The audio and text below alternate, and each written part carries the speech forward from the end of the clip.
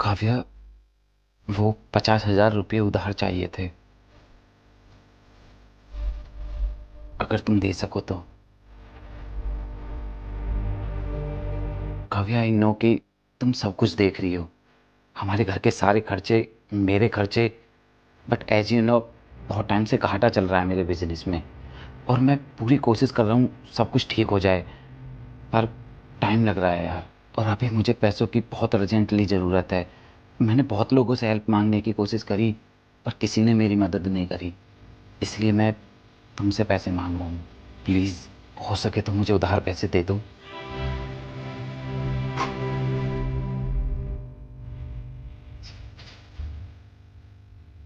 इसका भी ऐसा रिएक्ट करना बनता है। एक तो मैं कुछ कमा नहीं रहा हूँ, ऊपर से बार बार अपनी पत्नी से उधार पैसे और मांग रहा हूँ। टाइम पर लौटा भी नहीं पाता हूँ मैं इसको, जबकि इसको मेरी वजह से कितनी मुश्किलें झेलनी पड़ रही हैं, और इसको मेरी वजह से कितना एडजस्ट करना पड़ रहा है। पता नहीं मेरा काम कब ठीक होगा। वो ठीक होगा भी या नहीं होगा, ये भी नहीं पता अभी तो।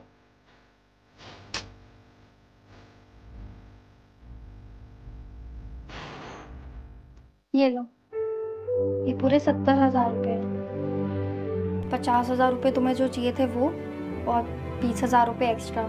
कभी तुम्हें कोई प्रॉब्लम आ गई या नीड हो तो इसलिए।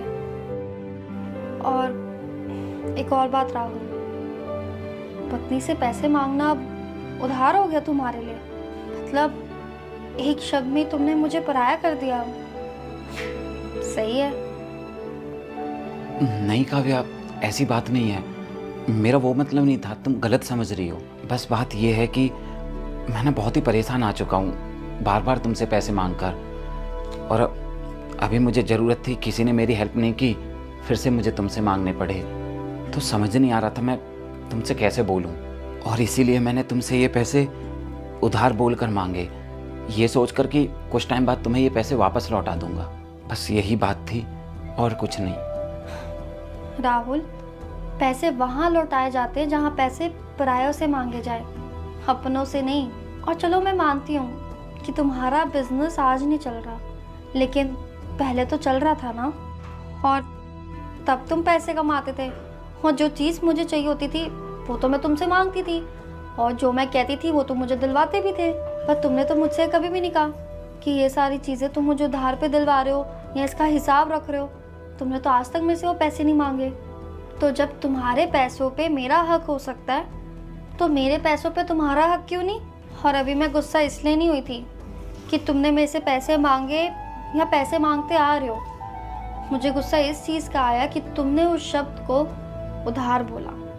मतलब वही बात हुई ना कि तुमने एक ही शब्द में मुझे पराया कर दिया। हाँ काव्या, तुम बिल्कुल ठीक कह रही हो। मैंने जिस तरीके से तुमसे पैसे मांगे वो तरीका ठीक नहीं था। आई एम रियली सॉरी यार, मुझे उधार बोलकर पैसे नहीं मांगने चाहिए थे, और आगे से मैं ऐसा नहीं करूँगा। पर मैं क्या करूँ यार, मैं अपने काम को लेके बहुत परेशान हूँ। मैं सच में बहुत ट्राई कर रहा हूँ, पर ठीक होके ही नहीं दे रहा है काम। और पता नहीं कब काम ठीक चलेगा, कब मैं पैसे कमाऊँगा, और कब तुमसे पैसे मांगना बंद करूँगा। मुझे सच में अच्छा नहीं लगता है अपने खर्चों के लिए भी तुमसे पैसे मांगना। पर मैंने तुम्हें हर्ट किया तो मैं उसके लिए सॉरी मांगता हूँ। आई एम रियली सॉरी यार, प्लीज़ माफ़ कर दो मुझे। आई नो राहुल कि तुम बिजनेस को लेके बहुत ज़्यादा परेशान हो, और दिख भी रहा है, लेकिन तुम टेंशन मत लो। मैं हूं ना तुम्हें सपोर्ट करने के लिए। और बस मैं यही चाहती हूँ कि तुम इन सब चीज़ों की वजह से ना इतना टेंशन और स्ट्रेस मत लो।